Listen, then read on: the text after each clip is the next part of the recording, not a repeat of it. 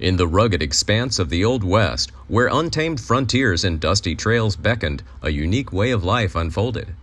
Beyond the iconic images of cowboys, saloons, and duels lies a lesser explored facet of daily existence: hygiene. Hygiene in the American Wild West was probably about what you'd expect: unhygienic, far from what we might consider sanitary by today's standards. Extended periods without bathing, cramped living conditions, and the absence of proper sanitation facilities all compounded to shape daily existence in the Wild West as one permeated by unpleasant odors, rampant illnesses, and an overall grim state of living. Remember to hit the like button because it helps us a lot. Don't forget to subscribe to the channel and press the notification bell to not miss the upcoming interesting videos. Beds could be full of seam squirrels, aka lice. While not every bed in the American West was fashioned from straw and hay, a significant number bore this rustic composition. Bed linens unfortunately saw infrequent changes, leading to infestation by lice and other critters.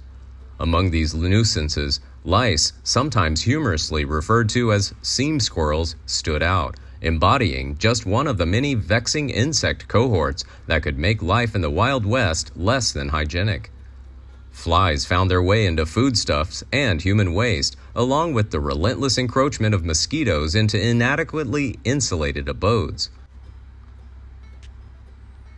The recollections of Rose Pender, a visitor to the American West from 1883 to 1888, paint a vivid picture of these adversities.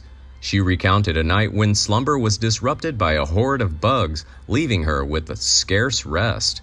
Very few people had screens on windows, meaning these pests freely traversed between households and outhouses, leaving remnants of whatever they'd picked up along the way. Outhouses were home to unpleasant odors and bugs. Outhouses stood as an integral facet of frontier existence, although some pioneers resorted to relieving themselves amidst the woods. Positioned in proximity to homes and homesteads, outhouses were strategically situated to enhance convenience and safety. The construction involved excavating a pit, above which a rudimentary wooden structure was erected. Once the pit reached its capacity, a simple covering was applied, and the wooden structure was put over another hole, typically dug nearby. Unpleasant odors pervaded these outhouses, prompting attempts to mask the stench with applications of lye or lime. Inhabitants shared these tight quarters with a range of pests, notably flies and the notorious black widow spiders. The latter, ever prepared to deliver a bite, posed a concern to those seeking respite upon the wooden seating. Toilet paper didn't exist in its modern form. Inventive solutions prevailed. Leaves, corn cobs, and grass found themselves enlisted for the task at hand. It was hard to find clean water. In the rugged realm of the Wild West, access to water was a lifeline for survival, yet finding clean water wasn't always easy. The very outhouses, constructed by homesteads with good intentions, occasionally befouled nearby water sources, often unbeknownst to those who relied on them. Further complications arose from stagnant water, a breeding ground for flies and insects that left behind waste and filth while hovering over puddles. Additionally, rainwater collection in cisterns, water that was clean until dust and other contaminants got mixed in. To preserve water, daily habits shifted. Washing dishes and garments took a back seat, and even bathwater found multiple uses. Families often shared a single tub of water, with weekly baths becoming a fortunate occurrence. If soap was made, it was made with animal fat and plants. Frank Clifford, a man also known as John Minim Whiteman, and John Francis Wallace, penned a memoir chronicling his experiences in the American West. An associate of Billy the Kid, Clifford unveiled intriguing insights into the practices of Mexican women who employed soapweed derived from the yucca plant for hair cleansing. Embracing this natural remedy, Clifford himself underwent multiple hair washes using soapweed root. The shampoo left the hair soft and clean and lustrous. While some people used soapweed, pioneers in their settlements crafted soap from animal fat, which found dual utility as candle material. Homemade soap was harsh and prone to skin irritation, existed with little emphasis on refining its formulation. Body odor was considered a natural part of life. Paralleling this stance, the belief that too much cleanliness opened pores to germs and diseases, fostering a prevailing disinclination toward frequent bathing. Communal towels were used to wipe off beer foam. Saloons in the Wild West didn't have stools, but they did have rails on the bottom to lean on, and for spittoons. Along the bar's upper edge, there may have been a cuspidor, an additional rail, or a series of hooks. The latter two features were designed to hold towels that men used to wipe their mouths of any excess beer foam. These towels were used by countless patrons, unwittingly facilitating the transmission of germs and ailments during their shared usage. Spitting was so common that it had to be outlawed. In saloons throughout the western frontier, men spit tobacco onto the floor where spittoons and cuspidors lined the front of the bar. Spit was covered with sawdust, but that became problematic as respiratory diseases like pneumonia and tuberculosis ran rampant. The sawdust, once an innocuous covering, transformed into a fertile breeding ground for germs. Saloons often rented out floors to travelers. People slept amid the muck around them.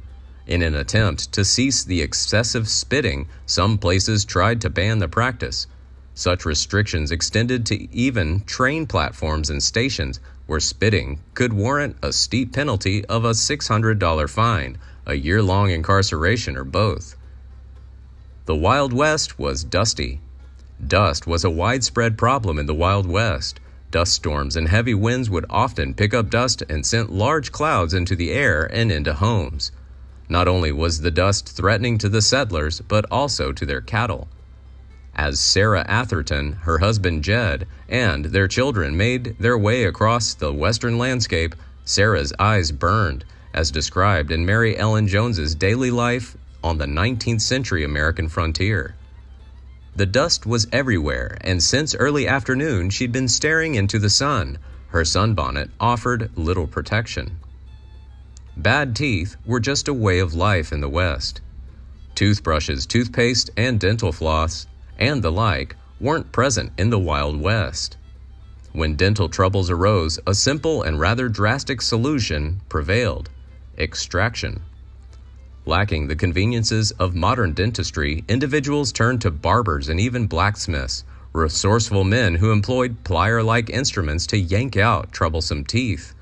No pain medication was applied, although a swig of whiskey might dull the agony. While alternatives existed to prevent tooth removal, oral hygienes held minimal concern for most. Amid the stops of stagecoaches and public establishments, people would use a community toothbrush, and food particles lodged between teeth found removal with the aid of knives. Cholera and other diseases were major problems. The practices of laundry, plumbing, and dishwashing frequently relied in the water that was used for drinking, inadvertently facilitating the transmission of disease across camps and settlements. Throughout the 19th century, a wave of Mormon migrants was afflicted by the deadly cholera, and they saw it as a punishment from God. Simultaneously, this ailment exacted a heavy toll on Native American populations. While this was a widespread condition, it didn't claim as many native lives as smallpox did. Not having disease at every turn was seen as a blessing. Sarah Raymond Herndon noted, "There is no sickness in camp at all. It is marvelous how very well we are. I hope it will continue so." The relentless grip of this affliction led to numerous fatalities, and it all had to do with poor hygiene and dirty water.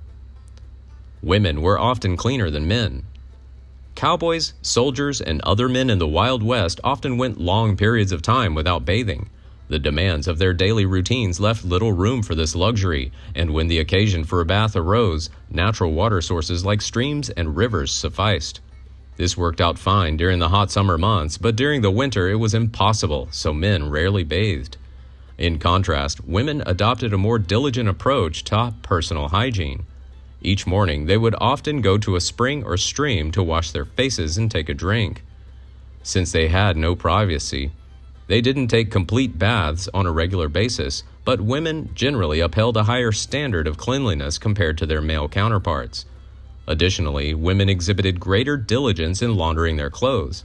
Soldiers and cowboys didn't have much time and usually only one set of clothes, meaning that washing clothes in a nearby stream or river occurred infrequently. Cultural backgrounds influenced hygiene practices.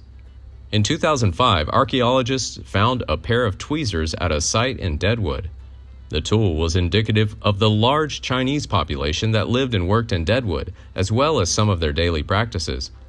According to Don Ivy, the researcher who found the tweezers, the Chinese would never shave, they would pluck their hair. They also used the tweezers for smoking opium, but they believed the tweezers they found were for feminine hygiene in the same Old West purposes. Some men wore distinctive long hair. Prominent figures in the Wild West era, such as James Butler Wild Bill Hickok and George Armstrong Custer, stood out with their notably lengthy hair, an emblematic feature. Remarkably, Custer would use cinnamon oil to make his hair smell nice. When cowboys ventured into townships, a lavish array of self-indulgences awaited them: haircuts, shaves, as well as hot baths, fresh attire, and delectable meals. Occasionally, a fragrant hair tonic would accentuate the experience. During the late 19th century, long hair was out and men started cutting their hair regularly. It is believed that men began to wear their hair shorter as a rejection of antebellum norms. Please like and share if you find the video content interesting and useful. Don't forget to subscribe to the channel and comment below so as not to miss the upcoming interesting videos. Thanks for watching.